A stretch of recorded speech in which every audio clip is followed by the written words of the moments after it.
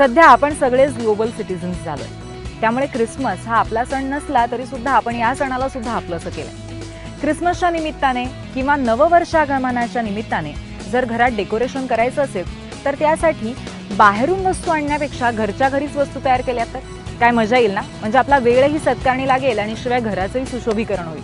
चला पाहूया असेच काही नमुने झटपट आर्टवर्कमध्ये.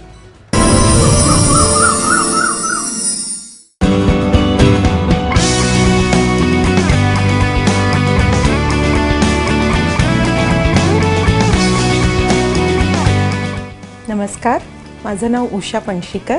मी एक फ्लोरल डिझायनर आहे आणि आज मी तुम्हाला एक टेबल अरेंजमेंट दाखवणार आहे, जे तुम्ही सेंटर टेबल, डायनिंग टेबल असं कुठेही ठेवू शकता.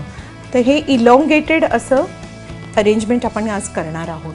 त्यासाठी आपल्याला लागणार आहे, कुठलंही फूल तुम्ही सिलेक्ट करू शकता, पण मी आज वापरणार आहे पिंक गुलाब, व्हाईट लिलियम्स आणि ऑर्किड्स आणि पानं. तर आधी सुरुवातीला आपण OSSला झाकण्यासाठी जी पानं लागणार आहेत ती वापरणार आहोत.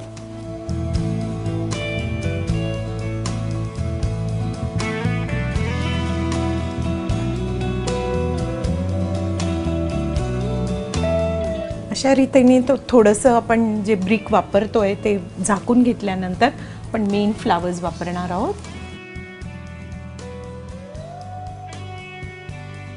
आणि लिलियम ह्या फुलांचे अँतर काढून घेणं आवश्यक आहे, कारण त्याचे डाग नाहीतर पांढऱ्या फुलावर पडू शकतात, तुमच्या ड्रेसवरही पडू शकतं, म्हणून आधी ती काढून घ्या. लिलियमच्या ऐवजी तुम्ही कुठलीही दुसरी फुलं वापरू शकता.